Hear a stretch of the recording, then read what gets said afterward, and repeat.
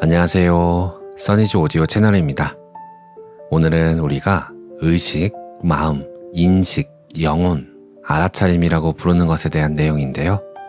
지금 여기 무엇이 실제하는가? 라는 질문을 조금 더 깊게 파고들면서 정답보다는 집요하게 그것을 가리키는 내용입니다. 살펴볼게요. 진리는 바로 지금, 바로 여기 있다. 관음. 출판사는 북랩입니다. 있는 모두가 참 인식이다. 우리는 지금 이 순간 여기 있는 실체를 알고자 한다. 감각과 감정과 생각, 그리고 여러 다르게 이름 붙일 수 있는 정신작용들의 실체가 뭘까? 여기에서 결론은 인식이다. 모든 정신작용의 실체는 인식이다. 구분하는 이름을 다 떼어내고 지금 여기 실제하는 것은 인식이다. 이렇게 저렇게 이름 짓고 분류하는 개념은 그저 이름표에 지나지 않는다. 실제하는 것은 인식이다. 인식도 그저 하나의 이름일 뿐이기에 어떤 이름으로 불러도 상관없다. 감정, 감각, 생각, 모든 정신작용의 실체는 인식이다. 인식의 내용에 사회적으로 공감되고 통용되는 우리가 배워온 분류 방법과 이름표들이 존재하지만 직접 가만히 살펴보면 실제로 구분되는 것은 아무것도 없다. 정신작용 사이에는 어떤 경계도 없다. 어떤 구분도 실제하지 않는다. 이 때문에 역설적으로 수많은 이름이 존재하고 수많은 분류와 개념이 존재한다. 구분의 실체가 없기에 어떤 구분이든 새로 만들어낼 수 있다. 구분의 실체가 있다면 어느 문화권이나 어느 사람이 보아도 똑같이 분류되어야 한다. 그런데 다 다르다. 인식이 있다. 인식이라는 말은 구분할 수 없고 경계가 없음을 가리키는 하나의 가리킴이다. 이 또한 이름표다. 인식이라는 독립적 개체가 존재하는 것이 아니다. 지금 여기 있는 실체를 가리켜 인식이라고 부를 뿐이다. 이 사실을 잘못 오해하면 영혼이라는 개념에 이름만 바꾸는 꼴이 되어버린다. 나에 대한 거짓 믿음은 늘 다시 튀어나올 기회를 기다린다. 조심하지 않으면 한참을 앞으로 나아갔다고 생각했는데 알고 보니 한 바퀴 돌아와 같은 자리일 수 있다. 알고 보니 쳇바퀴만 돌고 있을 수 있다. 정신 바짝 차려서 쳇바퀴에서 벗어나야 한다. 불교 스승들은 이 인식을 가리켜 마음이라 불렀다. 정확히 같은 뜻이다. 어떤 스승들은 마음이라는 말 대신 인식이나 의식과 같은 말을 선호하는데 마음이라는 말의 오해와 편견이 오랜 세월을 거쳐 쌓여왔기 때문이다. 사실 어떤 말이든 상관없다. 인식이라는 말을 마음이라는 말로 바꿨어도 전혀 다른 말이 아니다. 늘 그렇듯 말이 아니라 말에 씌워진 편견이 문제다. 불교의 반야심경에서는 이렇게 말한다. 느낌과 생각과 지어감과 의식도 없으며 눈과 귀와 코와 혀와 몸과 뜻도 없으며 빛과 소리와 냄새와 맛과 다음과 법도 없으며 눈의 경계도 없고 의식의 경계까지도 없다. 반야심경의 말은 어떤 신비하고 대단한 비밀을 말하는 것이 아니다. 몇 생을 거치면서 수행을 엄청나게 해야 겨우 알 수 있는 그런 대단한 법이 아니다. 이제 처음으로 영적인 문제에 관심이 있어 찾기 시작한 이도 지금 이 순간 잠시만 살펴보면 바로 알 수 있는 사실이다. 이 사실이 보이지 않는 것은 오직 당신의 눈을 가리는 믿음들 때문이다. 반야심경이 가리키는 지금 이 순간 여기 이 글을 읽고 있는 존재에는 어떤 경계도 없다. 내가 인식한다는 믿음이 온갖 혼란을 일으킨다.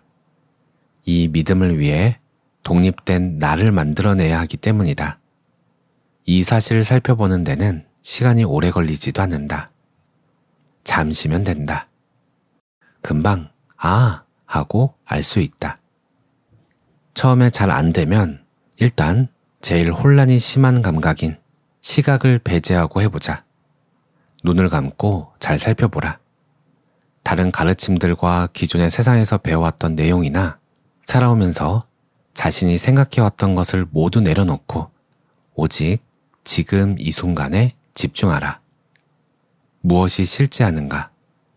몸의 모든 감각과 감정과 생각을 살펴보라. 원래부터 있는 구분이 있는가? 아니면 구분 짓는 생각이 일어났다 사라질 뿐인가? 모든 구분에 실체가 없음을 알면 남는 것은 살펴보는 존재뿐이다. 많은 이가 실패하는 까닭은 생각의 내용을 들여다보기 때문이다. 생각은 당신에게 쌓여온 기존의 지식이다. 지식에 대한 믿음이 생각으로 일어났다 사라진다. 일어나는 생각은 그냥 일어났다 사라지게 놔두고 지금 이 순간 자신의 내면에 집중해서 답하라. 바로 답하라. 꼬리를 무는 생각이 답을 흐리기 전에 답하라. 그러면 수천 년에 걸쳐서 수많은 스승이 가리키던 바로 그것을 마주한다. 지금 이 글을 읽고 있는 그 존재다. 그 누구에게도 의지하지 마라. 오직 지금 이 순간 바로 여기에만 의지하라. 이미 진리가 여기 있다. 분명 무언가가 여기 있다. 당신은 자신이 존재한다는 사실을 안다. 왜냐하면 지금 이 책을 읽는 존재를 직접 경험하며 안다. 좀 더 정확히 말해서 경험해서 아는 것이 아니다. 경험의 대상이 아니기 때문이다. 경험하며 인식하는 주체다. 감각을 통해서 느끼는 것이 아니다. 그냥 안다. 아는 주체다. 존재 자체다. 있음이다. 누구에게도 물어볼 필요가 없다. 이 책을 읽고 생각하는 존재가 있다. 나에 대한 믿음을 다 내려놓고 지금 여기 정말 실제하는 것이 무엇인지 살펴보라. 지금 이 순간 실제하면서 나라고 할 수 있는 것은 이 글을 읽고 생각하는 그 인식이다. 인식함이 있다. 내가 인식하는 것이 아니다. 이미 우리는 나라고 할 것이 없다는 사실을 살펴봤다. 나는 인식의 내용으로 일어났다 사라지는 생각이다. 오직 인식만 있다. 말로 표현하면 좀 이상하다. 말은 주어가 필요하기 때문이다. 그래서 익숙하지 않다. 어쩔 수 없다. 이름을 붙이는 순간, 언어로 생각하는 순간, 언어와 사고의 틀에 갇힌다.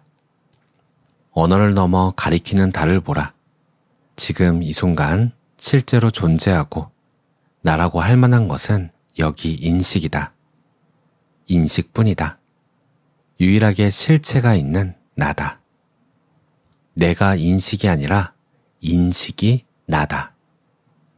누구는 일어나는 인식을 의식이라고 부르고 마음이라고 부르고 영혼이라고도 부른다. 편견만 없으면 용어 자체는 뭐라고 한들 문제가 안 된다. 만일 당신이 영혼이라는 말에 아직 아쉬움이 남는다면 한번 살펴보라. 영혼의 정체, 진정한 영혼의 정체는 지금 이 순간, 바로 여기서 살펴봐야 한다. 보라, 지금 일어나는 인식 이외에 영혼의 다른 정체가 있는가? 지금 여기 책을 읽고 생각하는 인식 말고는 영혼이라 할 만한 것이 없지 않은가? 혹시 다른 것이라고 다시 생각이 일어나면 다시 믿음이다. 믿음이 아니라 지금 이 순간 실제하는 것을 보라. 자꾸 다른 곳, 다른 시간으로 도망가려 하지 말고 바로 지금, 바로 여기만 보라. 영혼의 실체는 지금, 여기 일어나는 인식이다. 이 글을 읽고 인식하는 바로 그것이다. 이 인식은 당신의 인식이 아니다. 왜냐하면 당신이 따로 있는 것이 아니라 이 인식이 바로 당신이기 때문이다. 당신이 인식이 아니라 인식이 당신이다. 인식은 주체다. 주체는 찾는 그 주체다. 주체는 찾아질 수 없다. 찾는 것이 불가능하다. 주체를 살펴보는 것은 불가능하다.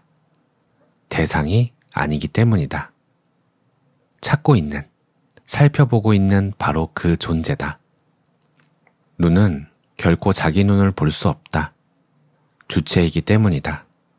그렇게 찾아왔는데 찾는 대상이 바로 찾고 있는 그 주체다.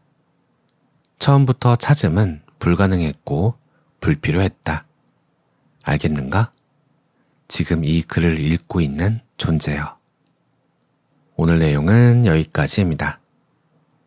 인식이라는 단어에 붙들리면 인식작용은 뇌에서 일어나는 뇌의 기능이라고 생각할 수도 있습니다. 뇌의 기능이 정지되면 인식조차 일어날 수 없다고 할 수 있죠. 그렇게 배웠고 그렇게 추론할 수 있습니다. 그런데 잠시 그러한 지식과 추론과 생각을 멈추고 인식이 일어나고 있는 지금 이 순간을 실제로 느껴보라고 합니다. 어떤 일이 일어나고 있는지 직접 보라고 합니다.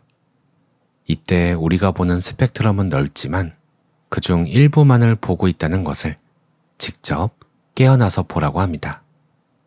그러면 다만 우리가 보지 못했을 뿐 늘 보고 있었음을 깨닫게 된다고 합니다. 어떻게 깨어날까요? 지금 이 순간 여기를 보라고 합니다. 찾고 있는, 살펴보고 있는 바로 그 존재고 눈은 결코 자기 눈을 볼 수 없다고 합니다. 늘 보고 있으면서 보지 못하는 이것. 이것은 뭘까요? 오늘도 평온한 하루 보내세요. 감사합니다. 안녕하세요. 써니지 오디오 채널입니다. 우리 인생은 정해진 지도가 없습니다. 그저 망망대해에 던져진 채 밑도 끝도 없이 항해를 하면서 삶의 목적지를 스스로 파악하고 가는 길도 직접 만들어가야 하죠. 드넓은 바다에서 내게 맞는 길을 찾는 일은 평생 끝나지 않고 그 과정에서 파도와 폭풍이 끊이지 않는다는 사실을 받아들이기까지는 오랜 시간이 걸립니다. 그러나 한치 앞이 보이지 않고 폭풍이 가득한 항해일지라도 나만의 항해법을 천천히 익히다 보면 변화무쌍한 바다의 아름다움도 보게 되고 돛을 간지럽히는 바람을 반가워하게 되기도 합니다. 이정민이라는 여성 사업가이자 작가가 있어요. 30여 개국의 문화를 경험하고 국가적 리더부터 오지의 어린이까지 만나며 그녀는 한 가지를 깨닫게 됩니다. 인생은 누구에게나 막막하고 모두가 자신만의 폭풍을 지닌다는 사실이었죠. 그녀 또한 많은 폭풍을 만나 넘어졌다 일어서고 무너졌다 다시 일어나기를 반복했습니다. 그러면서 자신이 만난 사람들로부터 받은 작고 단단한 응원들로부터 힘을 얻게 돼요. 그녀는 이 응원과 위로를 기록으로 남깁니다. 오늘은 이 책을 살펴볼게요. 인생의 폭풍 속에서 춤을, 이정민. 펴낸 곳은 나무 사이입니다. 인생이 무거운 숙제인 것만 같았지만 알고 보니 공짜로 온 선물이었다는 걸 깨닫게 되기를 바란다. 미래가 두려울 때 불확실한 건 재밌잖아 라고 생각하게 되기를. 끝내 감사와 기쁨을 놓지 않고 살아서 매 순간 기적을 만들어내기를 바란다. 우리의 삶은 반드시 귀엽고 해피엔딩이다. 세상에서 가장 아껴야 할 사람은 나 자신이다. 살아오면서 가장 후회하는 것 중에 하나는 내가 나를 제대로 사랑해주지 못했던 것이다. 사실 내가 나를 사랑해야 한다는 개념 자체를 인식한 지 그리 오래되지 않았다. 직장에서 일할 때 나는 상사의 지시나 고객의 요구를 너무 앞세운 나머지 나의 시간과 에너지를 그들을 만족시키는데 과하게 희생시키곤 했다. 나는 그들을 배려하며 제대로 일하고 있다고 믿었지만 이것이 나를 갉아먹을 줄은 몰랐던 것이다. 아직 단단하지 못한 시절이었다. 그런데 어느 날 한 동료가 상사의 명령과 고객의 피로 사이에서 고뇌하며 힘들어하는 나에게 말했다. 그건 대비 네가 너 자신을 사랑하지 않아서 그래. 너의 커리어와 앞날만 생각해. 다른 사람들을 지나치게 생각하지 말고 너의 소신대로 해. 쿵 얻어맞은 듯했다. 언제부턴가 나는 나 자신을 맨 뒤로 보내며 살았을까? 직장에서는 동료와 고객을 먼저 생각하고 집에서는 아이들과 남편을 먼저 챙기는 삶을 살고 있었다. 나는 성향상 어려움을 당한 사람을 보면 그냥 지나치기가 쉽지 않다. 미국의 사회학자 찰스 쿨리가 말한 거울 효과, 즉 타인의 감정을 그대로 느끼고 따라하는 현상이 나에겐 유독 강하게 발현되는 건지, 다른 사람들의 슬프고 상처받은 이야기를 들으면 마치 내가 그 일을 당하는 것처럼 아프다. 종종 그것이 너무나 강렬해 누군가를 도우려다 나 자신의 필요를 간과하는 일이 있어서 이제는 나를 지키기 위한 경계선을 두어야 한다고 스스로에게 상기시킨다. 심지어 나의 아이들도 나에게 공감하되 과공감은 하지 말라고 주의를 주기도 하니 안팎으로 브레이크가 있는 셈이다. 우리는 선한 마음으로 살아가되 단호함도 함께 갖추어야 하는데 일이나 계약관계 등에서는 특별히 더 그래야 한다.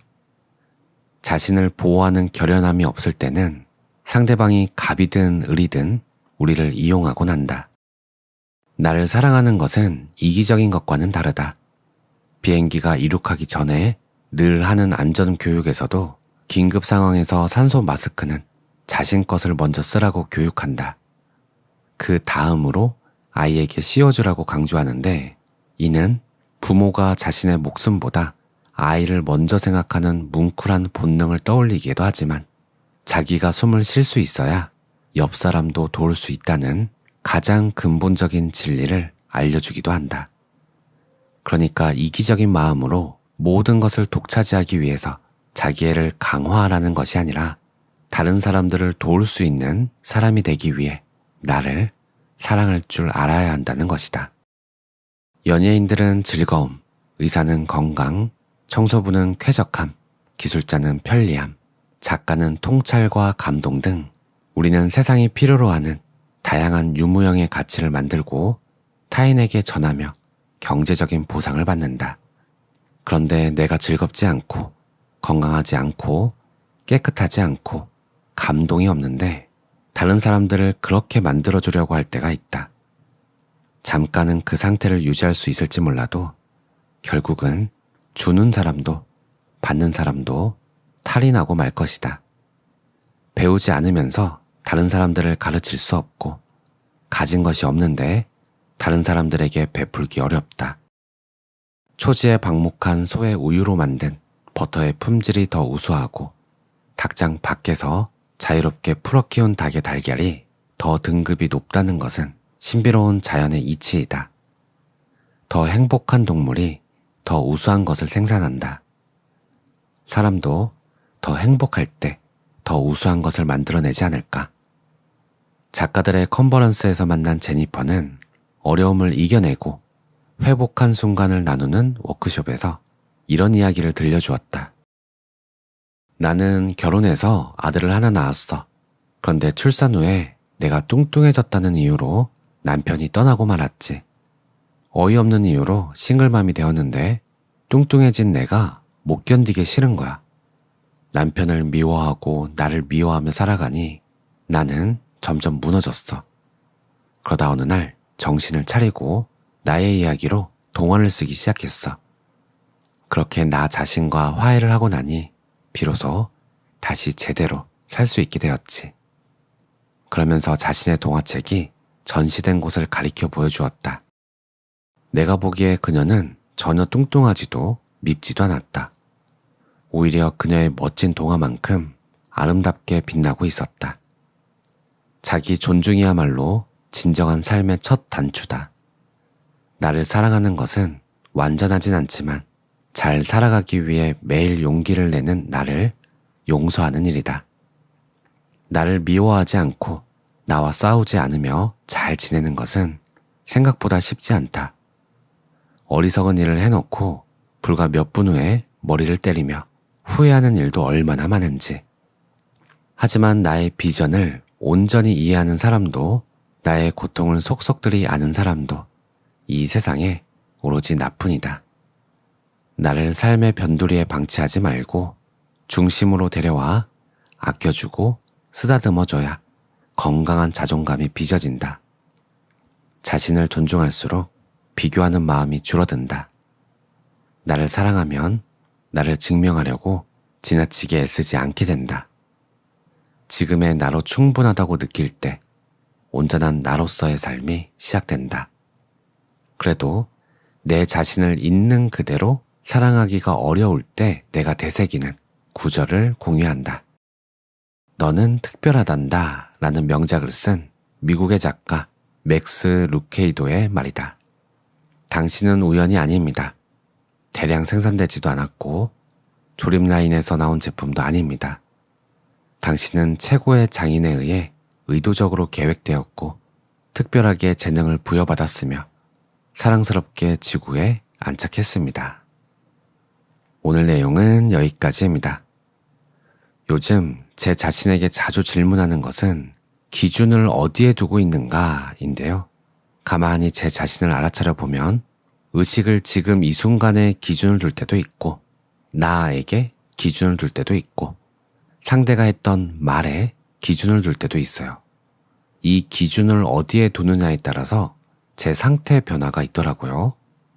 그래서 생각날 때마다 묻습니다. 지금 어디에 기준을 두고 있는가? 그러면 뭔가에 빠져 있다가도 빠져 있었음을 알아차리고 빠져나오게 됩니다. 그리고는 관찰자로 다시 세상을 바라보면 긴장감이 풀리면서 전체적인 관계가 눈에 들어오더라고요. 오늘 이야기에서 남을 도울 수 있으려면 먼저 나 자신을 사랑해야 한다는 말이 제게 감동적으로 다가온 이유는 그 기준이 나가 아니라 사랑에 있었다는 점이었습니다. 나만 사랑하는 것도 아니고 남만 사랑하는 것도 아니고 그저 사랑의 기준을 두면 남도 나도 모두 사랑할 수 있게 된다는 것. 단순하지만 어떤 진리가 들어있는 것 같아요. 오늘도 평온한 하루 보내세요. 감사합니다. 안녕하세요. 써니즈 오디오 채널입니다. 프리드리히 니체는 이런 말을 남겼다고 해요. 왜 살아야 하는지를 아는 사람은 거의 모든 어떻게를 견딜 수 있다. 삶의 분명한 목적이 있는 사람은 인생에서 만나는 거센 풍랑 속에서도 버틸 힘이 있고 길을 잃어도 다시 나침반을 들 수 있으며 항해의 모든 순간에서 의미를 발견할 수 있습니다. 우리 인생의 목적지가 필요한 이유겠지요. 오늘은 인생의 목적지와 관련된 내용입니다. 인생의 폭풍 속에서 춤을 이정민. 펴낸 곳은 나무 사이입니다. 인생의 목적지가 꼭 필요한 이유. 어느 날 아침 출근을 했더니 내 책상 위에 잡지 기사 한 장이 작은 쪽지와 함께 놓여 있었다. 기사는 책 타샤의 정원을 소개하고 있었고 쪽지에는 동료의 글씨체로 이런 말이 적혀 있었다. 데비가 90살이 된다면 이런 모습이 아닐까 해요. 나중에 알고 보니 비행기에서 잡지를 보다가 이 기사를 보고 내가 떠올라서 오려왔다고 했다. 빛이 된 잡지를 오려올 뿐이 아닌데 얼마나 강한 인상을 받았으면 그러셨을까 생각하면서 찬찬히 살펴봤다. 기사를 읽어보니 타샤는 글을 쓰고 그림을 그리는 동화 작가이면서 라이프 스타일러라고도 칭할 수 있을 만큼 다양한 일을 하는 신체적 나이는 90살이 넘었지만 삶은 소녀 같은 할머니였다. 비즈니스 미팅과 마켓 리포트 작성 같은 건조한 일에 파묻혀 있었으며 90살은 아득히 멀어 보이기만 했던 30대의 나는 타샤 튜더의 삶이 너무 동화같이 느껴졌다. 그렇지만 동료의 애정어린 메모와 자연히 어우러져 시선을 끄는 표지의 마음을 베껴 그녀가 쓴 책들을 사서 읽기 시작했다. 책을 읽어보니 커다랗고 아름다운 정원을 끊임없이 가꾸면서 그림을 그리고 동화를 쓰고 아이들을 위한 인형극을 만들고 배틀에 앉아 옷감도 짜고 오래된 부엌에서 전통적인 방법으로 요리도 하는 그녀가 90살이라는 사실이 도저히 믿기지 않았다. 그런데 내 관심을 가장 강렬하게 끌었던 것은 따로 있었다. 타샤 튜더는 어린 시절부터 자신이 어떻게 살고 싶어 하는지 정확히 알고 있었다. 이것은 책 행복한 사람 타샤 튜더의 첫 문장이었는데 책을 덮을 때까지, 아니 지금까지도 내 머릿속을 맴돌고 있다. 그 문장은 내게 질문을 던졌다. 나는 과연 인생의 마지막 날에 어떻게 살고 싶은지 정확히 알고 있는가?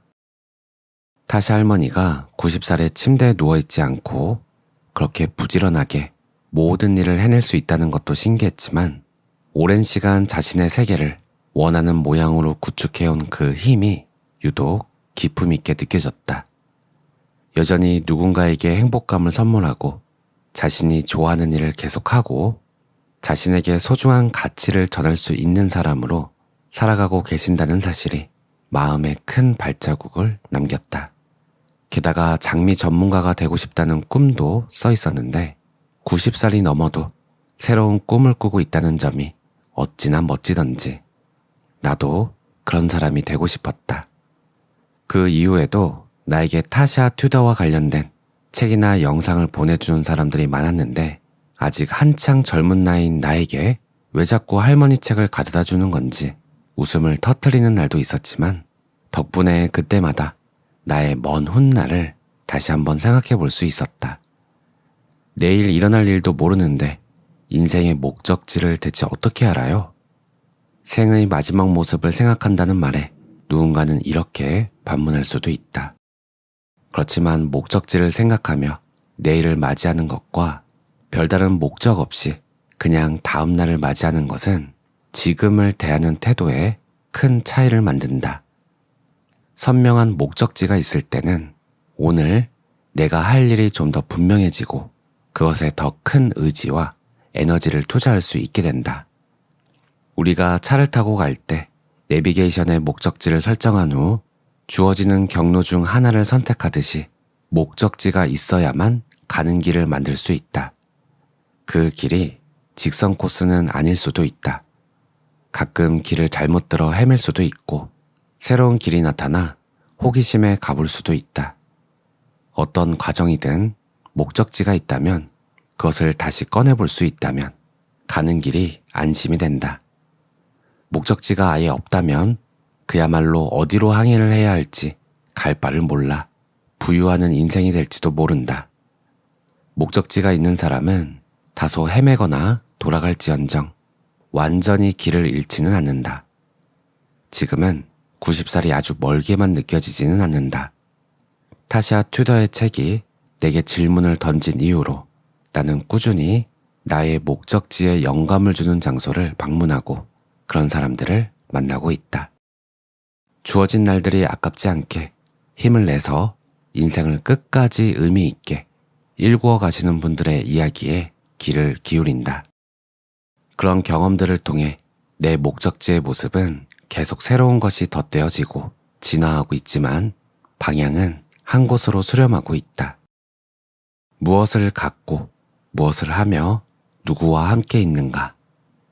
즉, 내가 서 있을 배경보다는 내가 어떤 사람으로 나이 들고 싶은지 나라는 존재에 대한 청사진이 매일 조금씩 더 명확해지고 있기 때문이다. 우리의 비전과 비전보드가 아무리 철저하게 설계되었더라도 소유와 성취에만 집중이 되어 있고 내 모습에 대한 지향점은 빠져 있다면 그건 알맹이가 빠진 미완성 그림이 되고 만다.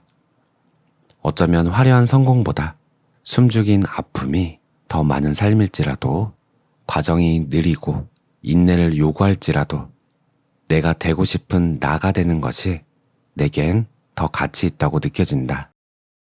퇴근하는 길에 좋아하는 가게에 들렀더니 천장에서 물이 뚝뚝 떨어지고 있었다.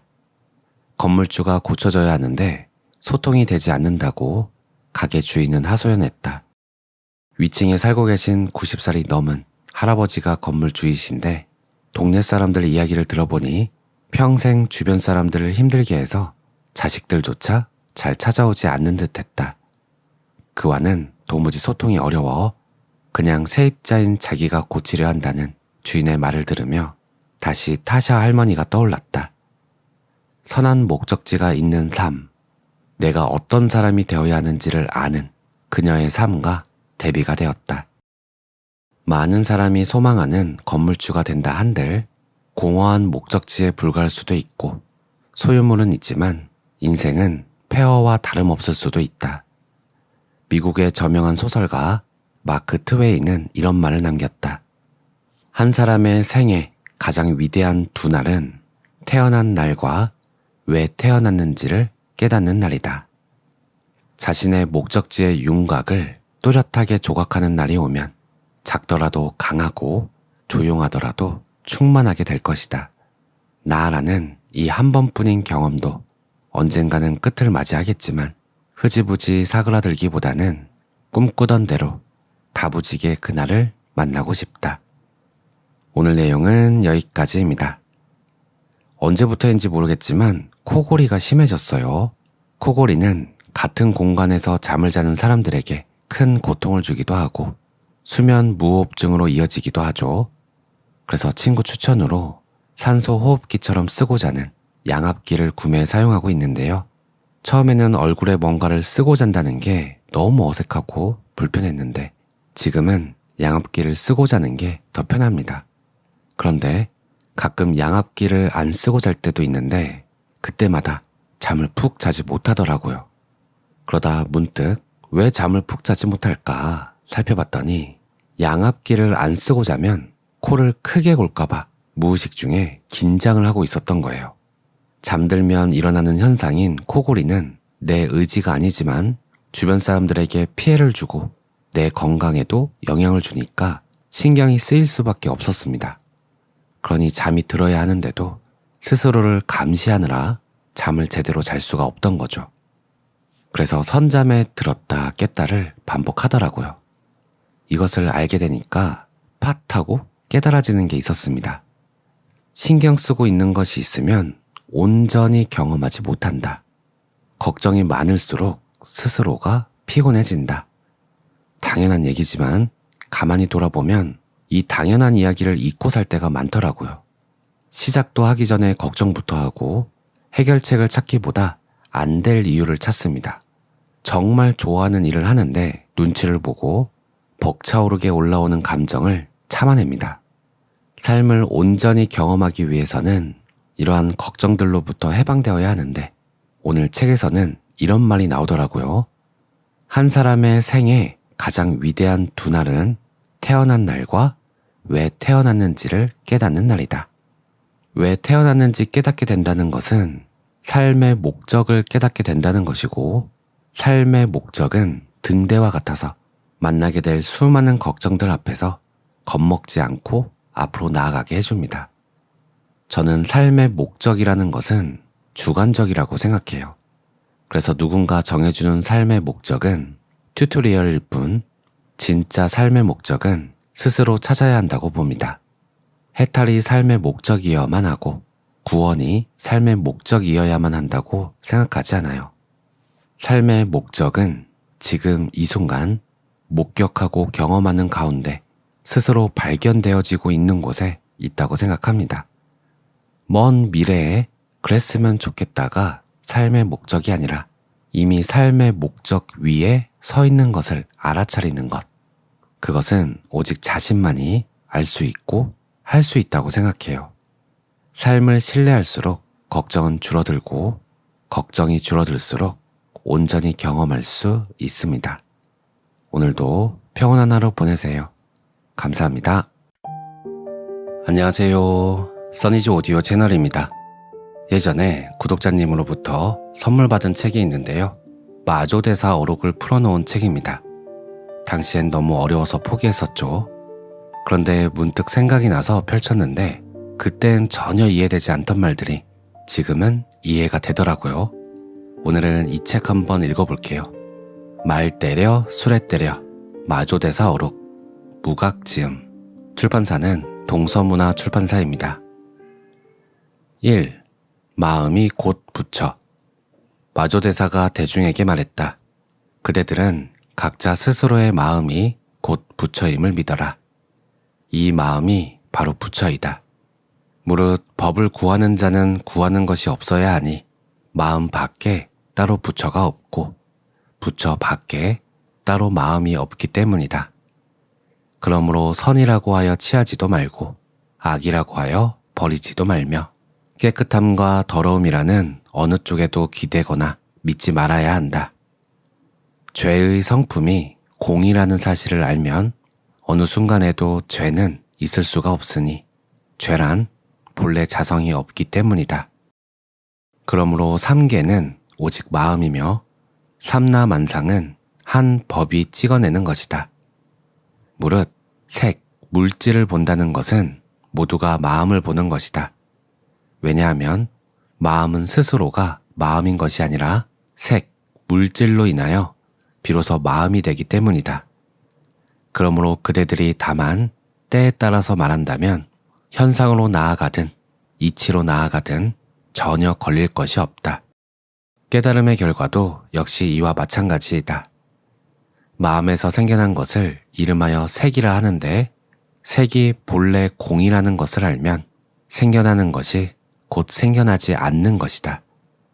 만약 이 뜻을 알게 되면 곧 때에 따라 옷 입고 밥 먹으며 성인이 될 씨앗을 키우며 뜻에 따라 시간을 보낼 뿐이니 다시 무슨 일이 있겠는가? 그대들은 나의 가르침을 받았으니 나의 개성을 들어라. 마음이 그때그때 말하고 깨달음도 그러할 뿐이다. 현상에도 이치에도 걸림이 없으니 생기는 것이 곧 생기지 않은 것이다. 마조대사는 이르길 이 마음이 바로 부처라고 하였다. 단경에서도 이르길 선지시가 보리바냐의 지혜는 세간 사람이 다 본래부터 스스로 가지고 있는 것인데 다만 마음이 미혹하여 스스로 깨닫지 못할 따름이니 모름지기 큰 선지식의 가르침과 인도함을 빌어서 견성하여야 하느니라. 마땅히 알라. 어리석은 자와 지혜로운 사람이 불성에는 본래 차별이 없지만 다만 미혹함과 깨친 것이 다를 뿐이다. 이 까닭에 어리석음도 있고 슬기로움도 있는 것이다. 반야의 지혜는 크고 작은 것이 없으나 일체 중생의 마음이 미혹하여 밖을 보고 수행하여 부처를 찾으므로 자성은 보지 못하니 이것은 근기가 낮은 것이니라. 만약 자성이 본심임을 깨달아서 밖을 향하여 닦는 것을 집착하지 않고 자기의 마음에서 정견을 일으켜서 항상 번뇌의 티끌에 물들지 않는다면 이것이 곧 견성이니라. 개성으로 말씀하시길 성품보와 부처되는 이 수승한 문을 중생들은 어찌 다 알까? 말로 하면 만가지로 벌어지지만 이치에 들어서면 모두가 아나. 번뇌의 안개 속 어두운 집안에 지혜의 밝은 태양 항상 빛내라. 사념일 때 번뇌가 있는 것이며 정념이면 번뇌가 사라지는 것이나 사념과 정념 모두를 여의어 쓰지 않을 때 생멸 없는 청정지에 이르렀더라. 보리지혜는 본래로 이 자성이니 마음을 일으킬 때 즉시 망념이라. 정심이란 망념 중에 있는 것이니 다만 정심이면 장애가 없네. 세간 사람 만약에 수도하는 데는 일체 세간사가 방해 안 되니 항상 스스로 제 허물을 보면 도와 더불어 서로 맞으리. 일체 중생 제각기 도가 있으니 도를 떠나 도를 찾으면 목숨은 다하여도 도는 못 보내. 부질없이 바쁘게 일생 보내다 백발이 찾아드니 뉘우치누나.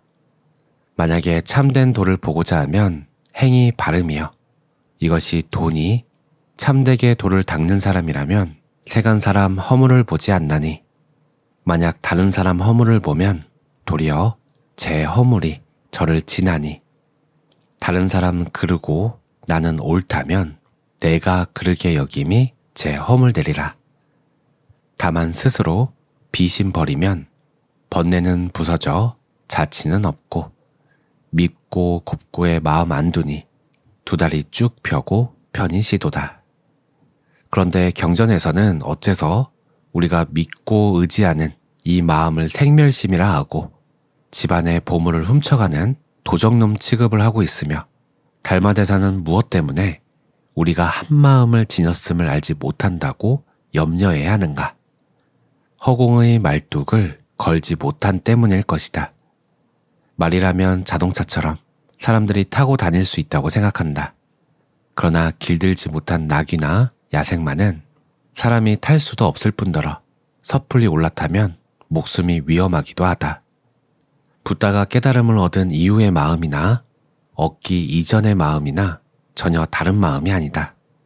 그 마음으로 깨닫지 못했고 또한 그 마음으로 깨달은 것이다.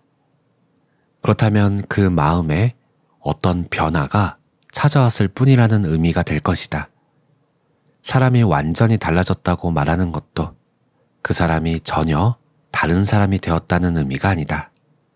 예전에 그 사람이지만 마음 씀이 전혀 딴판이 되었다는 의미일 것이다. 이처럼 사람은 마음을 어떻게 쓰는 것에 따라 평판이 달라진다.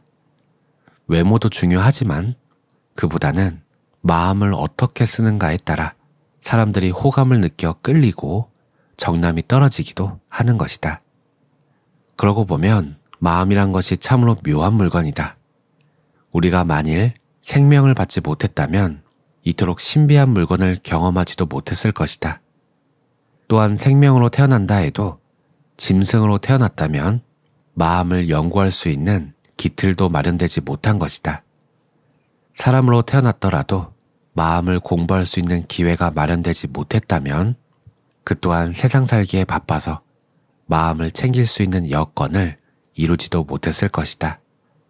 이와 같은 이유로 해서 태어남 중에서도 사람 몸 받기 힘들고 마음을 전하는 가르침 만나기가 힘들다는 이야기가 빈말이 아니다. 우선 마음을 공부한다는 것은 어째서 이 마음이 부처라고 말하면서도 이 마음을 도적과 같은 마음이라고 표현을 달리하는 것인가에 대한 이해가 들어서야 한다. 마조대사도 분명히 이 마음이 부처라고 하면서도 다음과 같이 말하고 있다. 마음에서 생겨난 것을 이름하여 색이라 하는데 색이 본래 공이라는 것을 알면 생겨나는 것이 곧 생겨나지 않는 것이다 라고 하였다. 이 말을 찬찬히 살펴보면 다음과 같다. 즉 마음에서 생겨난 모든 것을 색, 물질이라 한다고 하였다. 그렇다면 마음에서 생겨난 모든 것이란 인식하고 기억하며 떠올리고 비교하면서 취사선택의 의도를 나타내는 모든 작용들을 의미할 것이다. 마조대사는 그와 같은 마음의 작용을 물질인 색으로서 규정짓고 있다. 또한 뒤이어서 말하길 색이란 본래 공한 것이기에 의지적인 작용이 생겼다고 알지만 실제로는 생겨난 것이 아니란 말씀도 덧붙이고 있다. 우리는 모든 의지적인 작용을 일으키는 것을 마음이라고 알고 있는데 반해 마조대사는 우리가 마음인 줄 아는 의지적인 작용이란 생겨났지만 사실은 생겨나지 않는 것이라고 하였다. 생겼으면 생긴 것이고 안 생겼으면 생기지 않은 것일 텐데 어째서 생긴 것이 곧 생기지 않은 것인가를 이해할 수 있어야 한다. 우리가 생겼다고 말하는 것은 눈에 보이기 때문이다. 만일 눈에 보이지 않는 것을 생겼다고 말하지는 않기 때문이다. 이와 같이 눈과 귀로 확인된 사실에 대해서만 실체로서 인정하려 들기에 번뇌와 망상이 욕망과 분노를 일으키며 마음을 점령하게 된 것이다. 참으로 그렇다면 눈에 보이지 않고 귀로 들을 수 없는 허공은 실체가 아니어야 한다. 그와 같은 실체가 아닌 허공이라면 무엇 때문에 허공을 숨쉬지 못하면 즉각 생명이 끊어져야 하는가? 또한 지구의 허공과 우주의 허공은 모두 실체가 아니라면 서로 다르지 않을 것인데 어째서 지구에서는 숨을 쉴 수 있지만 우주에서는 숨을 들이켜도 숨을 쉬지 못하는 것인가? 우주의 허공에는 지구의 허공과는 달리 생명을 존속시키는 무언가가 존재하지 않기 때문이다. 그렇다면 허공이라고 전부가 같은 것은 아니며 서로 존재하는 바가 다르다면 실제하는 바가 없다고 말할 수 없다. 이처럼 우리는 눈에 보이고 귀로 들리는 것에만 기준 잡혀 있기 때문에 생겼지만 사실은 생겨난 적이 없음을 이해하지 못하는 것이다. 있음은 반드시 없음이 아니어야 하고 없음은 반드시 있음이 아니어야 한다고 생각하는 것이 눈과 귀로 기준 잡힌 상대적 관념에 물든 것이다. 반면에 절대적 관념이란 있음과 없음이 같은 것이며 서로 다를 바 없음을 아는 것이다. 만일 거울에 사물이 비친다면 영상이 생겨나지만 눈에 보인다고 영상이 실제한다고 생각하지는 않는다. 실제로 존재하는 육신의 그림자일 뿐이라는 사실을 알기 때문이다. 즉, 실제하는 육신의 존재를 안다면 그림자로 생겨난 영상에 대해서는 집착하지 않을 수 있다. 그러나 거울을 처음 본 동물이라면 자신을 향해 덤벼드는 영상에 놀라지 않을 수 없다.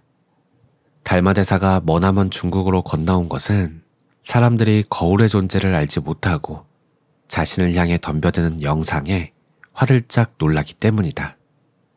마음을 깨달았다는 것은 거울에 비친 영상은 모두가 허상임을 이해했다는 것이다.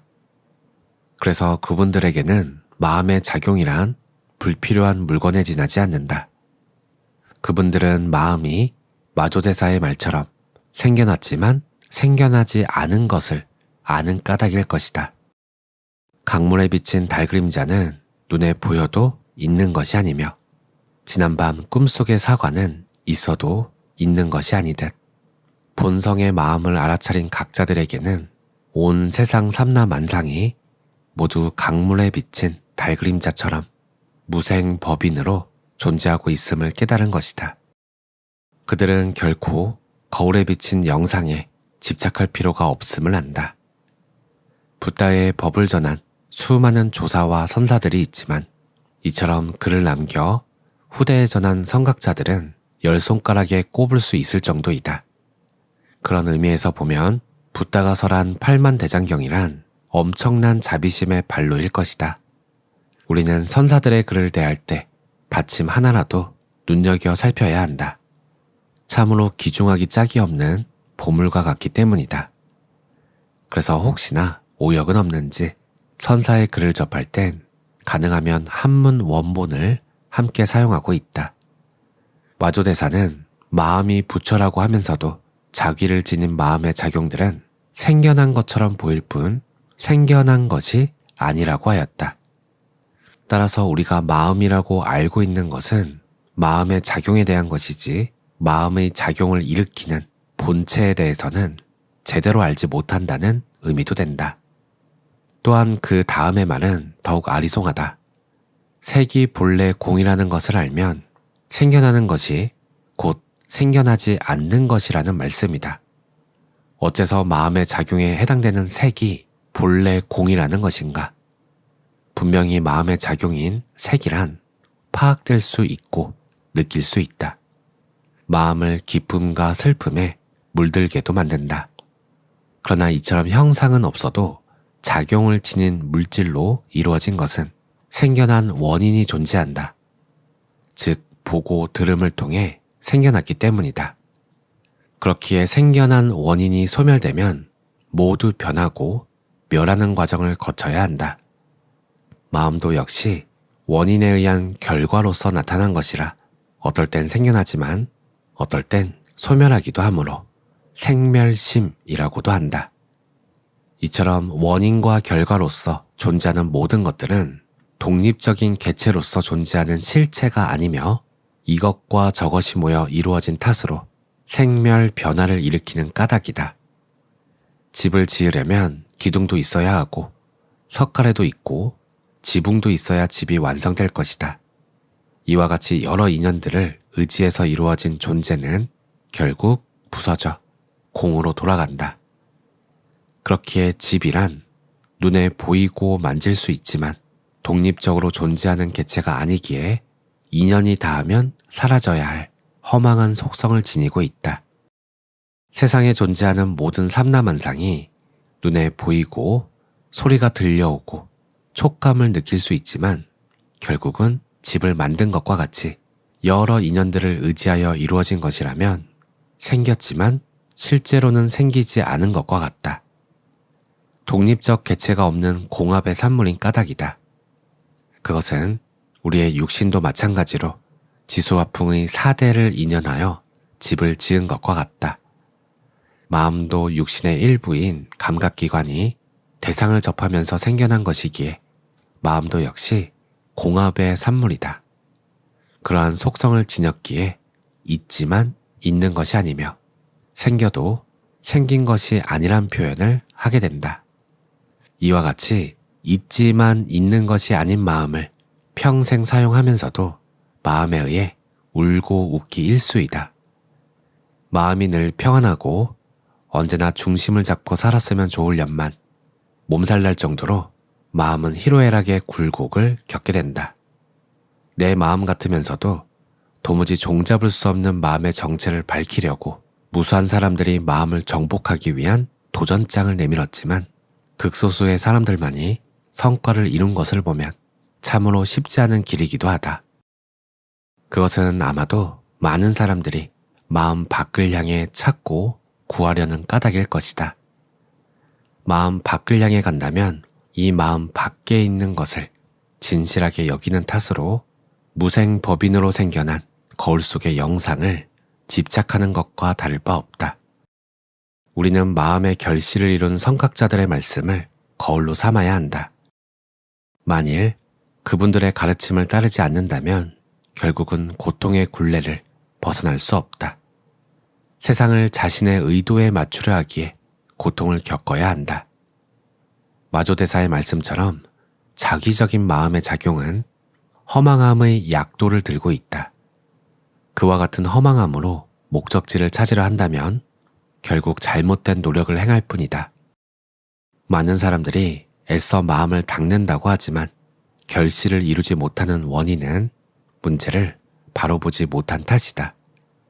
마음을 길들이는 것을 야생마와 같다고 생각하는 까닭이다. 야생마를 훈련시키고 단속하다 보면 어느 순간에는 온순해져서 사람에게 순종하듯이 마음도 그와 같다고 생각하고 있다. 그러나 그것이 아니다.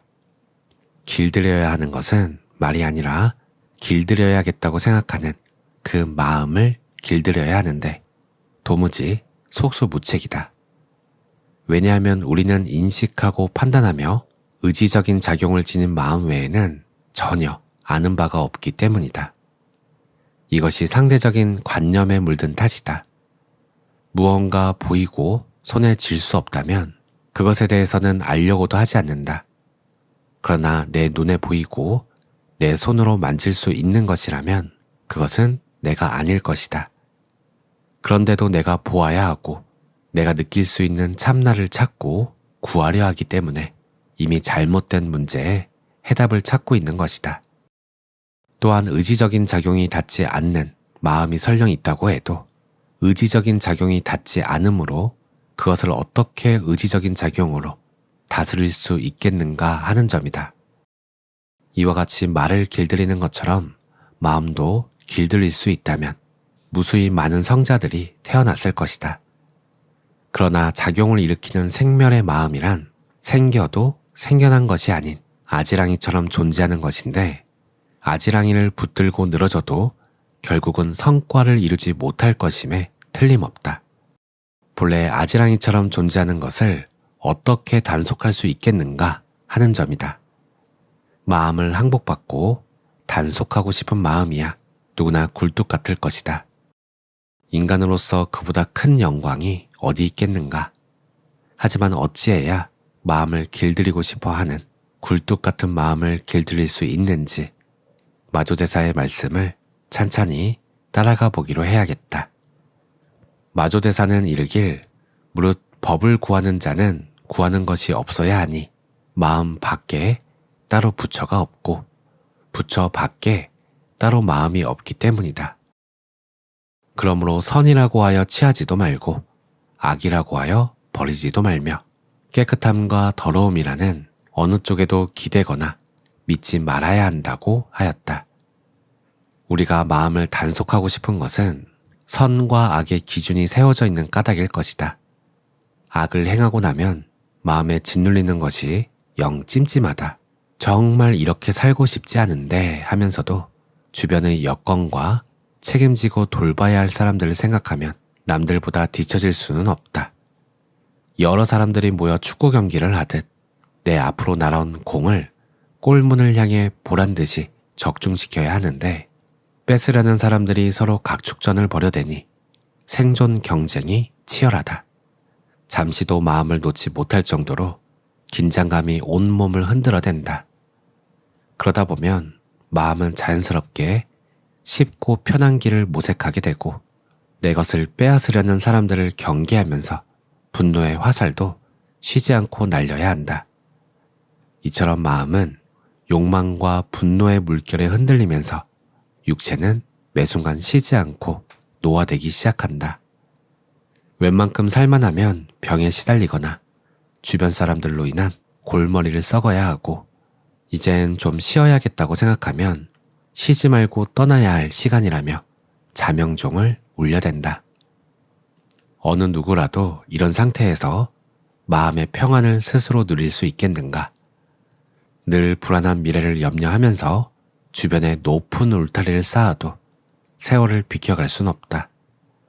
이것이 육신과 마음의 작용에 초점을 맞추기에 나타나는 현상이다. 마음의 작용을 기준 잡아 살다 보면 세상은 쉼없이 흐르는 파도침과 같으며 끝없이 타오르는 화염 속을 달려갈 뿐이다. 마조대사의 말을 빌리자면 무릇 물질을 본다는 것은 모두가 마음을 보는 것이다. 왜냐하면 마음은 스스로가 마음인 것이 아니라 색으로 인하여 비로소 마음이 되기 때문이다 라고 하였다. 이 말은 곧 주변 환경이 내 앞에 펼쳐진 것은 내 마음을 따라서 나타난 것이라는 의미도 될 것이다. 지금 내 앞에서 벌어지는 현상들은 모두가 내가 마음 쓴 것에 대한 결과물이 모습을 드러내고 있는 것이다. 만일 그렇다면 세상은 내가 마음 쓴 과거의 업을 기준 잡아 모습을 보인 것이다. 세상의 전개되는 모든 일들이 내가 마음 쓴 것에 대한 결과로서 다가온다면 늙어 죽는 것이 문제가 아니라 앞으로 어떻게 마음을 쓰면서 살아야 하는지가 더 큰 문제일 것이다. 또한 생기는 것이 곧 생기지 않은 것이라고 하였다. 우리는 마음이란 물건을 판단하고 추측하고 선택하는 작용을 마음이라고 굳게 믿고 있다. 그러나 마조대사는 과연 어떤 연유로 해서 마음의 작용을 분명히 알고 느낄 수 있음에도 생겨나지 않은 마음으로 규정하고 있는가 하는 문제를 다음 장에서 밝히고 있다. 오늘 내용은 여기까지입니다. 우리는 마음에서 일어나는 일들을 알아차립니다. 생각, 느낌, 감정 같은 것들이죠. 책을 읽는 것도 몸 밖에서 일어나는 일 같지만 사실 우리 마음에서 일어나고 있습니다. 우리가 알아차리는 것은 저 밖이 아니고 눈이 본 정보가 신경을 통해 뇌로 보내지고 그 정보를 마음에서 알아차리는 거죠. 마음에서 일어나고 있는 일을 저 밖에서 일어난다고 느끼는 겁니다. 그런데 이 마음이라는 것은 감각 정보가 들어오거나 생각이 일어날 때 마음이라는 것도 생기고 모든 감각이 닫히면 마음도 사라집니다.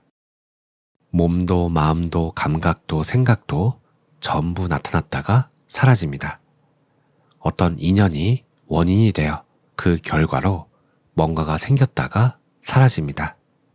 하지만 우리는 이 마음에서 일어나는 일들을 보고 있으면서도 마치 그것이 영원할 것처럼 동일시되죠. 그것이 괴로움의 원인인 줄 모르고 말이에요. 오늘 이야기를 저는 이렇게 해석하며 읽었습니다. 어떠셨어요? 이런 이야기 재밌나요? 재밌으면 다음에 또 소개해 드릴게요. 오늘도 평온한 하루 보내세요. 감사합니다. 안녕하세요. 써니즈 오디오 채널입니다. 예전에 소개해드렸던 문진희 박사의 책 신에 대한 명상에서는 데이비드 호킨스 박사를 초청해 한국에서 강연을 할 당시의 일화가 소개되어 있는데요. 데이비드 호킨스 박사의 아내 수잔 호킨스 여사의 책 라이프 위드 덕에서도 한국 방문과 관련된 일화가 소개되어 있더라고요. 반갑기도 하고 수잔 여사는 어떤 시선으로 한국을 바라보았는지 궁금하기도 했는데요. 오늘은 이 부분 번역해서 살펴볼게요. 한국에서의 가르침. 1999년 한국 방문은 우리의 첫 번째 대규모 강연 여행이었습니다. 결과적으로는 아주 훌륭했지만 그 시작은 악몽과도 같았습니다. 당시 데이브는 70대였고 집을 떠나기 전 엄지발가락이 부러지는 바람에 이 여행이 그에게 결코 쉽지 않았다는 점을 이해할 필요가 있습니다. 의사였던 그는 그 상황을 대수롭지 않게 여겼습니다. 그냥 다른 발가락에 테이프로 묶어두면 돼. 하지만 오래 서 있지는 못하겠군. 그것은 곧 그가 먼 거리를 걸을 수 없어 가는 곳마다 휠체어를 구해야 한다는 뜻이었습니다. 엎친 데 덮친 격으로 사무실 직원이 샌프란시스코행 비행기를 하루 늦게 예약하는 실수를 저질러 우리는 서울로 가는 비행기마저 놓치고 말았습니다. 새벽 2시 텅 빈 샌프란시스코 공항에 짐과 함께 덩그러니 남겨진 우리는 추운 밤바람을 맞으며 한참을 걸어 간신히 택시를 잡았습니다. 하룻밤 묵을 호텔로 이동해 다음날 한국행 비행기를 다시 예약해야만 했던 그 시간은 끔찍한 시련이었습니다. 우리는 문 박사님께 연락해 대학교에서 열리기로 한 첫 강의 시간에 맞춰 도착할 수 없게 되었다고 전했습니다.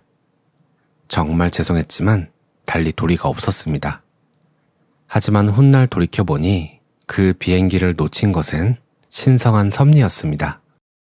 때로는 그런 나쁜 일이 일어나는 것 같아도 나중에 보면 그것이 우리를 보호하기 위한 것이었음을 깨닫게 됩니다. 불편함을 겪는 것은 실망스럽고 불쾌한 일이었지만 거기에는 다 그럴 만한 이유가 있었습니다. 우여곡절 끝에 서울에 있는 공항에 도착했을 때 또 다른 문제가 발생했습니다. 문 박사님의 공식 강연 초청장이 있었음에도 불구하고 무장한 경비원들이 우리가 세관을 통과하는 것을 막아선 것입니다. 경찰과 군인들이 집 문제로 우리를 힘들게 했지만 실랑이 끝에 마침내 통과할 수 있었습니다. 그런데 밖으로 나와보니 우리를 맞이할 사람이 아무도 없었습니다. 문 박사님 아쉬람의 환영위원회가 서울의 다른 공항으로 마중을 나갔던 것입니다. 결국 우리는 영어를 할 줄 아는 택시기사를 직접 찾아야만 했습니다. 그쯤 되자 우리는 완전히 기진맥진했고 그저 호텔로 가서 쉬고 싶은 마음뿐이었습니다. 기사에게 호텔 이름이 적힌 종이를 건넸지만 글씨를 잘못 읽은 탓에 엉뚱한 호텔에 도착하고 말았습니다. 기사는 다시 길을 되돌아가 제대로 된 호텔을 찾았습니다. 마침내 호텔에 도착했을 때 느꼈던 그 안도감은 이루 말할 수 없습니다. 정말 아름다운 곳이었습니다. 그곳에서 문 박사님과 일행이 우리를 반갑게 맞아주었고 그때부터는 모든 것이 마법처럼 훌륭하게 풀려갔습니다. 그곳에 도착하기까지의 과정은 몹시 고단했지만 그럴 만한 가치가 충분했습니다. 삶의 많은 부분도 이와 같다고 생각합니다. 초반의 어려움을 끈기 있게 이겨내면 그 너머에는 아름다움이 기다리고 있습니다. 우리는 한국에 머무는 것을 무척 좋아했습니다. 호스트들은 모든 사람에게 매우 친절하고 상냥하게 대했습니다. 데이브는 사람들이 타인 내면의 신성을 향해 절을 올리는 한국의 방식을 깊이 존중하고 높이 평가했습니다. 그는 여러 차례 강의를 했고 우리는 40에서 50명 정도를 대상으로 근육 운동학 워크숍도 진행했습니다. 데이브는 그 기본 원리를 직접 시연하고 싶어 했습니다. 한 시연에서 문 박사님이 채소 2봉지를 가져왔는데 하나는 유기농이었고 다른 하나는 농약이 묻은 채소였습니다. 데이브는 사람들에게 채소 봉지를 한 번에 하나씩 마음에 품어보라고 한 뒤 근육 테스트를 진행했습니다. 놀랍게도 농약이 묻은 채소를 품었을 때 모든 사람의 근육 반응이 약해졌습니다. 긍정적이거나 부정적인 에너지가 즉각적인 영향을 미친다는 사실이 사람들에게는 꽤 충격적이었지만 그들은 그 원리를 확실히 이해하는 듯 했습니다. 마지막 날에는 놀라운 일이 일어났습니다. 방 앞쪽에서 데이브가 강연을 하고 있었고 청중의 시선은 모두 그를 향해 있었습니다. 내가 앉은 자리에서는 뒤쪽 창문 밖이 잘 보였는데 순간 금빛 빗줄기가 비치더니 무지개가 떠오르는 것이었습니다. 내가 문 박사님께 밖에 무지개가 떴어요 라고 말하자 방 안에 있던 모든 사람이 창문으로 달려갔습니다. 길 전체가 아름다운 무지개와 함께 황금빛으로 물들어 있었습니다. 한국인들은 무지개를 매우 특별한 징조로 여깁니다. 그래서 마지막 날 뜬 그 무지개는 우리 모두에게 깊은 의미로 다가왔습니다. 밖은 믿을 수 없을 정도로 아름다웠습니다. 비가 그치고 해가 모습을 드러내며 세상을 황금빛으로 물들이는 가끔씩만 볼 수 있는 그 찬란한 빛이 쏟아졌고 무지개가 떠올랐습니다. 사람들은 그 무지개가 무척 희귀한 것이라 말했고 실제로 다음날 신문 기사로 실리기까지 했습니다. 그곳에 머무는 동안 특별한 일들은 계속해서 일어났습니다. 사람들은 마음을 활짝 열고 있었고 자연스러운 치유에 대한 희망을 품고 다가왔습니다. 데이브가 한국에 대해 떠올리며 즐겨하는 이야기 중 하나는 바로 다이어트 펩시 일화입니다. 에스프레소와 함께 다이어트 펩시는 그가 가장 즐겨 찾는 음료였습니다. 강의 도중 그가 무심코 다이어트 펩시가 필요하군요 라고 말하자 방 안에 있던 거의 모든 사람이 다이어트 펩시를 구하러 밖으로 뛰쳐나갔습니다. 당시 서울에서는 다이어트 펩시를 찾기가 쉽지 않았습니다. 그런데도 그들은 도시 전체를 샅샅이 뒤져 마침내 어느 창고에서 그것을 찾아 우리에게 가져왔습니다. 데이브는 그 일을 결코 잊지 않았습니다. 그것은 우리를 향한 그들의 지극한 헌신을 보여주는 대목이었습니다. 우리는 그곳에 함께할 수 있어서 영광이었습니다. 그곳 사람들은 영적인 토대가 깊었기에 데이비드 작업의 중요성과 그의 에너지를 단번에 알아차렸습니다. 나는 그들이 데이브의 에너지에 깊은 영향을 받았다고 생각합니다. 데이브는 사람들을 사랑했고 자신이 깨달은 바를 나누는 것을 즐거워했지만 동시에 그것은 그에게 무척이나 고된 일이기도 했습니다. 당시 그는 온몸이 쑤시는 심한 통증을 겪고 있었습니다. 영적인 지식으로 의식이 상승할 때 이런 현상이 일어날 수 있습니다. 그는 신성한 에너지가 그토록 급격히 증가하는 것은 마치 엄청난 고전압과 같다고 말했습니다. 너무 높은 전압을 준비되지 않은 회로에 연결하면 타버리는 것처럼 데이브의 몸도 그런 과부하를 겪고 있었던 것입니다.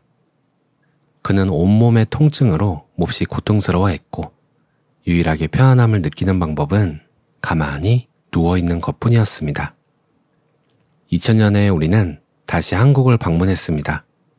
그때 그들은 데이브에게 대령 성각도사라는 칭호를 헌정했습니다. 대령은 거대한 산을 뜻하는 것으로 이 칭호는 그가 영적인 산이자 참으로 위대한 스승임을 의미했습니다. 문 박사님과 한국인들은 우리가 세 번째로 방문하기를 간절히 원했지만 상황은 그렇게 흘러가지 않았습니다. 원래 우리는 2001년 9월에 세 번째로 한국에 갈 예정이었습니다. 하지만 떠나기 며칠 전 나는 데이브에게 이렇게 말했습니다. 이번에는 가면 안 될 것 같다는 직감이 들어요. 뭔가 이상해요. 우리는 갈 수 없어요. 우리는 하루 정도 이 문제에 대해 신중히 대화를 나누었고 데이브도 나 역시 같은 예감이 들고 이번엔 갈 수 없겠소 라고 결정을 내렸습니다. 우리는 문 박사님께 전화를 걸어 상황을 설명했습니다. 그녀는 이번만큼은 꼭 와야 한다며 매우 단호하게 주장했습니다. 결국 데이브가 이번에는 갈 수 없습니다. 명확한 이유는 알 수 없지만 우리는 지금 이곳에 머물러야만 합니다. 라고 확고하게 선을 그었고 그녀도 우리의 뜻을 받아들일 수밖에 없었습니다. 그리고 이틀 뒤 뉴욕 세계무역센터에서 그 끔찍한 9.11 테러 공격이 발생했습니다.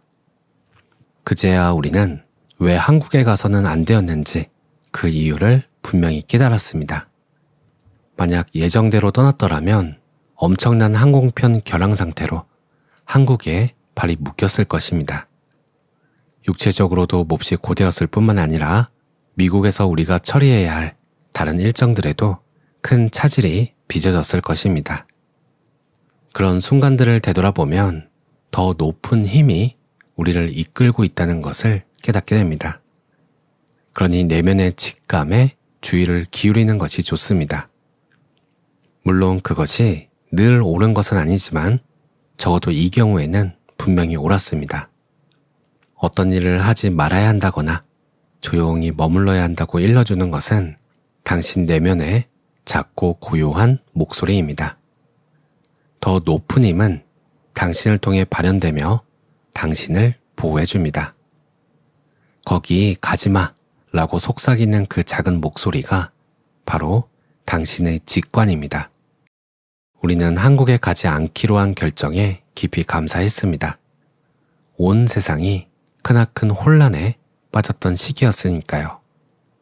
강의가 시작되다. 한국에서 돌아온 후 나는 데이비드에게 세도나에서 강의를 해보는 건 어떨까요? 라고 물었습니다. 우리는 장소를 물색하다가 세도나에 있는 크리에이티브 라이프 센터를 찾아 대관했습니다. 그는 온종일 진행되는 강의만 원했고 참석한 모든 사람에게 점심을 대접하고 싶어 했습니다. 2002년 1월에 열린 첫 세미나에는 50명 남짓 참석했지만 두 번째 세미나에는 100명이 넘게 왔습니다. 세 번째나 네 번째 무렵에는 공간이 꽉 차서 사람들을 돌려보내야만 했습니다. 모두에게 점심과 간식을 제공하는 일은 엄청난 과제가 되었습니다. 한 도우미와 내가 트럭을 타고 1시간 거리에 있는 코스트코로 가서 사람들을 먹일 음식과 음료를 사오곤 했습니다. 커다란 트럭 뒷자리에 코스트코 물건을 가득 싣고 오는 우리의 모습은 마치 콤비 코미디언 머트와 제프 같았습니다. 원래 데이브는 1년 동안만, 즉 매월 한 번씩 총 12번의 세미나를 열 계획이었습니다. 2002년 시리즈에서 그는 자신이 가장 중요하다고 생각하는 주제들을 다루었습니다. 하지만 사람들은 더 많은 것을 원했고 결국 우리는 10년이라는 긴 시간 동안 더 많은 강의를 진행하게 되었습니다. 나는 그 모든 강의가 빠짐없이 비디오로 녹화되도록 챙겼습니다. 두 번째 해부터는 늘어난 인원을 수용하기 위해 지역 호텔로 장소를 옮겼습니다. 나는 데이브에게 이번에는 점심을 제공하지 맙시다 라고 제안했지만 그는 그래도 우리가 대접해야 할 것 같소 라며 뜻을 굽히지 않았습니다. 결국 우리는 이전처럼 점심을 제공했습니다. 그런데 우리 세미나 참석자들 뿐만 아니라 점심 배식줄을 어슬렁거리며 마음대로 음식을 가져가는 꽤 많은 호텔 투숙객들까지 먹이게 되었습니다. 누가 세미나 참석자이고 누가 아닌지 구별할 방법이 없었습니다. 심지어 어떤 사람들은 쿠키를 주머니에 마구 쑤셔 넣기까지 했습니다. 사람들이 공짜 음식을 개걸스럽게 챙기는 모습을 보는 것은 꽤나 충격적인 일이었습니다. 그래서 우리는 이처럼 모든 사람에게 무료로 음식을 베푸는 방식은 더 이상 유지하기 어렵다고 판단했습니다. 우리는 현실적으로 대처해야 했습니다. 어떤 사람들은 우리의 호의를 존중하지 않았습니다. 이는 대중을 상대하며 배운 뼈아픈 교훈 중 하나였습니다. 매우 가치 있는 것을 내어주고 그것을 위해 몹시 애쓰더라도 어떤 사람들은 그 선물이나 노력을 존중하지 않습니다. 그들은 오직 자신의 이익만을 움켜쥐려 들 것입니다. 우리는 등록 절차와 손목 밴드 시스템을 도입했습니다. 하지만 그럼에도 불구하고 손목 밴드를 재사용해 몰래 들어올 궁리를 하는 사람들을 상대해야만 했습니다. 스스로를 영적이라고 부르는 일부 사람들의 이러한 태도는 내게 적잖은 충격이었습니다. 나는 대부분의 사람들이 데이브가 이 강의를 준비하고 진행하기 위해 얼마나 엄청난 노력을 기울였는지 이해하지 못했다고 생각합니다. 그는 강의를 아주 수월하게 해내는 듯 보였지만 이 세상에서 기능하며 사람들을 위해 자신이 맡은 일을 해내는 것은 그에게 몹시 고된 일이었습니다. 더 높은 의식 상태에 대해 이야기할 때 그는 때때로 실제로 그 상태에 진입하곤 했는데 그럴 때면 말을 하거나 몸을 움직일 수 없었습니다. 그러한 상태는 그를 육체적으로 무력하게 만들었습니다. 그는 주제에 대해 말하는 동시에 가만히 서 있는 법을 스스로 터득해야만 했습니다. 2003년 2월에 초기 강의 중 하나에서 데이브가 통로를 걸어 내려올 때 나는 그가 그 높은 상태에 진입했다는 것을 단번에 알아차렸습니다. 나는 눈물이 나기 시작했는데 왜냐하면 그가 강연 도중에 육체를 떠나버릴 것만 같았기 때문입니다. 청중들 역시 불안해했습니다. 매우 기이한 순간이었습니다. 우리는 그날을 무사히 넘겼지만 언제 그 높은 상태가 찾아와 그를 덮칠지 알 수 없다는 불확실성을 늘 안고 살아야 했습니다. 누군가 그를 곁에서 돌보고 보살펴야 했고 그 역할은 바로 내 몫이었습니다. 데이브의 메시지가 세상 밖으로 널리 퍼져나가고 있다는 사실을 체감한 것은 사람들이 예고 없이 우리 집을 찾아와 그를 만나려 하기 시작했을 때였습니다. 내가 결코 잊지 못할 일화가 하나 있습니다. 어느 일요일 오후 우리는 집에서 흔치 않은 조용한 하루를 보내고 있었습니다. 그때 누군가 문을 크게 두드리는 소리가 났습니다. 요리 중이었던 나는 데이브에게 누가 문을 두드리네요 라고 말했습니다. 그가 문을 열자 이 남자가 안녕하세요, 호킨스 박사님과 이야기하고 싶습니다 라고 말했습니다. 데이브가 답했습니다. 글쎄요, 그는 여기에 없습니다. 남자는 하지만 당신은 그분과 닮았는데요? 라고 물고 늘어졌습니다. 그러자 데이브는 난 그 사람이 아니요 라고 말하고는 남자의 눈앞에서 문을 닫아버렸습니다. 그것은 내게 훌륭한 교훈이 되었습니다. 데이비드는 이런 류의 무례함을 어느 정도까지는 용인했지만 선을 넘으면 그것으로 끝이었습니다. 그 남자는 일요일 오후에 우리 집 진입로를 걸어 들어와 사생활을 침해했고 자신에게 개인적인 만남을 가질 권리가 있다고 착각했습니다. 데이브는 그의 코앞에서 문을 닫아버렸습니다. 그는 필요하다면 그렇게 단호하게 행동하는 것이 결코 무례한 일이 아니라고 말했습니다. 누군가 무언가를 간절히 원한다고 해서 당신이 반드시 그것을 내주어야 할 의무는 없기 때문입니다. 오늘 내용은 여기까지입니다. 오늘도 평온한 하루 보내세요. 감사합니다. 안녕하세요. 써니즈 오디오 채널입니다. 누구나 살아가면서 어렵고 힘든 상황을 마주하게 되고 사람마다 그 상황을 풀어나가는 방식은 다릅니다. 그래서 다른 사람의 문제 풀이 방식에 귀 기울이게 되고 영감을 받아서 우리 삶에 적용해 보기도 하지요. 오늘은 지혜롭게 어려운 상황을 풀어가는 외과 의사의 이야기인데요. 그는 어릴 적 눈속임이 아닌 정말로 자신을 특별하게 만드는 마술을 배우게 되는데 그 마술을 외과 의사로서 겪게 되는 어려운 상황에 활용하고 있습니다. 이 책의 들어가며 부분에 나온 내용인데요. 한 번쯤 이 책 제목을 들어보셨을 거예요. 읽어보겠습니다. 닥터 도티의 삶을 바꾸는 마술가게, 제임스 도티. 번역 주미나, 출판사는 판미동입니다. 아름다운 것. 두개골이 갈라질 때면 두피는 특유의 소리를 낸다. 마치 큰 찍찍이 조각이 서로 떨어질 때와 비슷한 소리다. 그 소리는 유난히 크고 화를 내는 듯 하면서 조금 슬프기까지 하다. 의대에 뇌 수술할 때 나는 소리와 냄새를 가르치는 수업은 없다. 그런데 그런 것도 가르쳐야 한다. 무거운 드릴이 두개골을 통과하면 윙윙거리는 소리가 난다.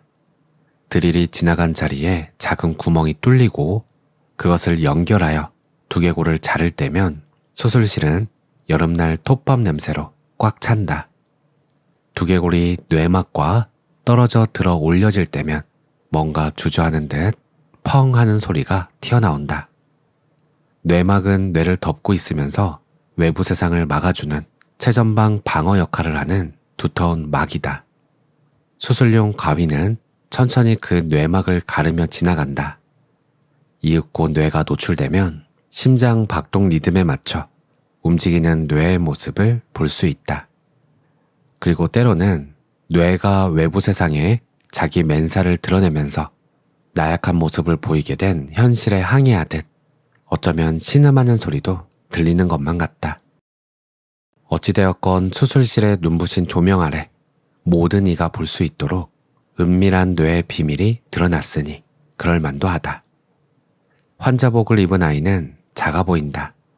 수술에 들어가려고 병상 옆에 선 아이를 커다란 환자복이 삼켜버린 듯하다. 할머니가 저를 위해 기도하셨대요. 또 의사 선생님을 위해서도 기도하셨고요. 옆에서 함께 이 이야기를 듣고 있는 아이 엄마가 큰 소리로 숨을 내쉬고 들이쉬는 소리가 들린다.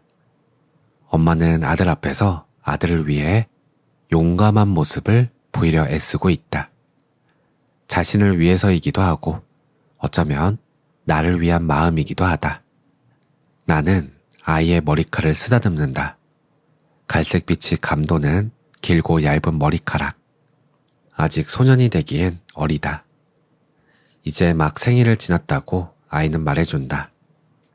우리 꼬마 챔프, 오늘 일이 어떻게 진행이 될지 선생님이 다시 설명해 줄까?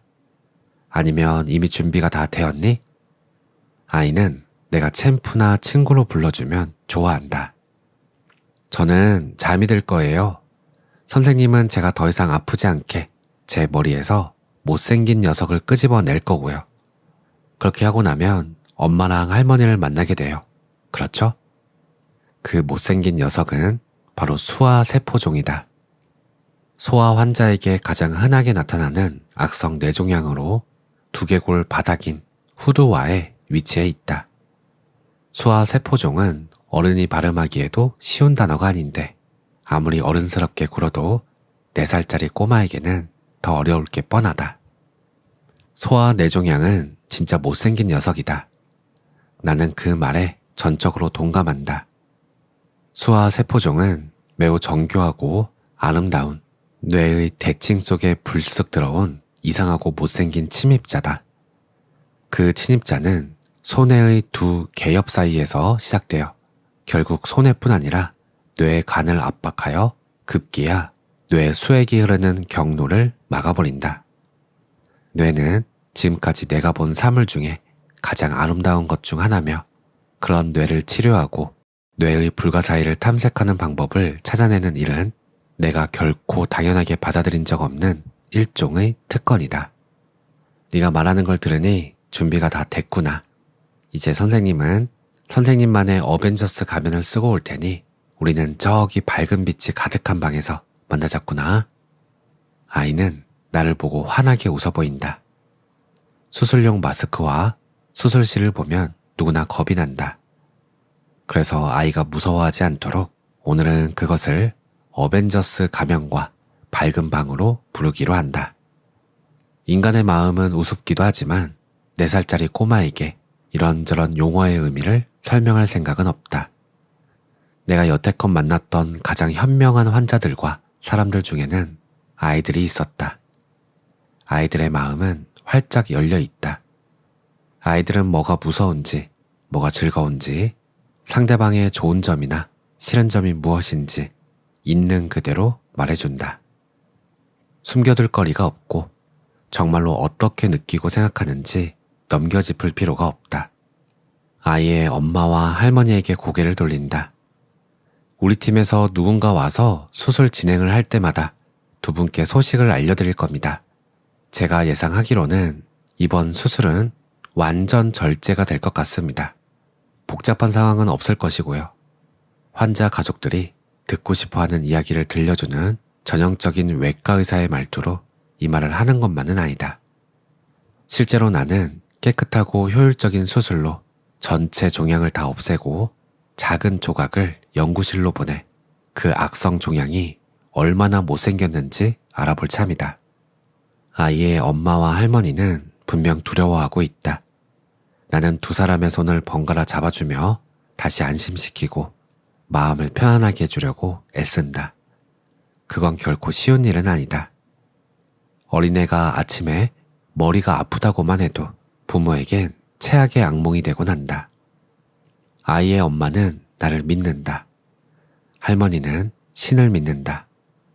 나는 내 수술팀을 믿는다. 우리는 다 함께 이 꼬마의 생명을 살리기 위해 노력할 것이다. 마취과 의사가 숫자를 세고 아이가 잠들자 나는 아이의 머리를 두개골에 고정된 머리틀 안에 놓고 아이를 돌려 엎드린 자세로 눕힌다. 머리 깎는 가위를 꺼낸다. 보통 수술 현장에서 간호사가 하는 일이지만 나는 직접 환자의 머리카락을 깎는 쪽이다. 일종의 나만의 의식이다. 천천히 머리를 밀면서 이 소중한 아이를 떠올리고 수술의 모든 세부사항을 마음속에서 되새기곤 한다. 처음 자른 머리카락은 수술실 순환 간호사에게 건네주며 나중에 아이 엄마에게 보여줄 수 있도록 작은 주머니 안에 넣으라고 부탁한다. 이건 아이가 태어나서 처음 깎은 머리카락이고 지금 아이 엄마의 마음은 제발 이번이 마지막이기를 바랄 테니 분명히 나중에 그 머리카락은 중요한 의미로 남을 것이다. 그러니까 처음이라는 건 훗날까지 기억하고 싶은 하나의 이정표가 된다. 처음으로 머리 깎던 날, 처음으로 이 빠지던 날, 처음으로 학교 가던 날, 처음으로 자전거 타던 날. 하지만 처음으로 뇌 수술하는 날은 이 목록에 절대로 올라와 있지 않다. 나는 이 어린 환자가 살아가며 이런 첫날을 맞이할 수 있기를 바라면서 연한 갈색빛에 가는 머리카락을 부드럽게 깎는다. 내 마음속에서 그 아이가 앞니 빠진 짓궂은 얼굴로 환하게 웃는 모습을 볼 수 있다. 또 제 몸집만한 가방을 어깨에 메고 유치원에 걸어가는 모습도 보인다. 태어나서 처음으로 자전거를 타는 모습도 보인다. 바람에 머리카락을 휘날리며 열심히 자전거 페달을 밟으며 처음으로 느끼는 자유. 나는 그 아이의 머리카락을 깎으면서 우리 집 아이들을 떠올린다. 그 아이가 경험하게 될 이 모든 처음의 이미지와 장면이 내 마음속에서는 너무도 선명해서 다른 결과는 상상조차 할 수 없다. 앞으로 병원을 들락거리며 항암 치료를 하고 추가 수술을 하는 모습을 보고 싶지 않다. 그 아이는 소아 뇌종양을 이기는 환자로서 항상 모니터하게 될 테지만 훗날에도 옛날처럼 병원에 있는 아이의 모습을 보고 싶진 않다. 어지러움과 구토, 기절, 이른 아침 엄마의 비명으로 잠이 깨고 그 못생긴 녀석이 아이의 뇌를 누르고 고통을 준다. 복잡한 삶에 이런 아픔까지 덧붙이지 않더라도 살아가면서 가슴 아플 일은 충분히 많다. 나는 수술이 진행될 수 있을 정도까지 아이의 머리카락을 조심스럽게 깎는다.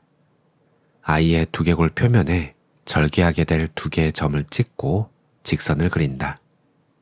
뇌수술은 힘들지만 후두와해하는 수술은 훨씬 더 어렵고 어린아이의 경우에는 너무나도 힘들다.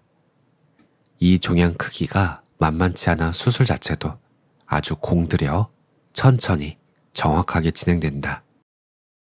몇 시간이고 현미경을 통해서 바라보는 눈도 단 하나에 초점을 맞춘다. 우리는 외과 의사로서 수술할 때면 우리 몸의 반응을 모두 차단하도록 훈련받는다. 샤워하지 않는다. 먹지도 않는다.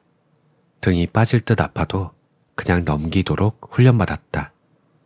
내가 처음으로 어느 유명한 외과 의사의 수술실에서 어시스트를 하면서 겪었던 근육 경련을 기억한다. 그 선생님은 똑똑한 의사이자 수술실에서는 공격적이고 오만한 프리마돈나처럼 행동하기로 유명한 분이었다. 나는 겁도 나고 신경이 곤두섰다. 수술실에서 그 선생님 바로 옆에 서서 땀을 비오듯 쏟기 시작했다. 마스크를 쓴 탓에 숨은 무겁게 가빠지고 두꺼운 입김 때문에 안경알은 뿌옇게 흐려지기 시작했다. 수술 도구가 눈에 들어오지 않았고 심지어 수술 때도 볼 수가 없었다. 나는 정말 열심히 공부했고 참으로 많은 걸 극복해왔고 지금 이 자리에 서서 내가 항상 상상해왔던 모습 그대로 수술을 진행하고 있었다. 하지만 눈에 보이는 게 하나도 없었다. 그러자 감히 생각하지도 못했던 일이 일어났다. 내 얼굴에서 커다란 땀방울이 또르르 구르더니 멸균된 수술 부위에 뚝 떨어졌다. 선생님은 분통을 터뜨렸다. 어쩌면 내 삶의 첫 번째 하이라이트가 될 수도 있었던 나의 첫 번째 수술. 하지만 나는 수술 부위를 오염시키고 곧바로 수술실에서 쫓겨나고 말았다. 그 경험은 두고두고 잊히지 않았다. 오늘 내 이마는 말끔하고 내 눈은 맑다. 심장박동은 차분하고 안정적이다. 경험은 차이를 만든다.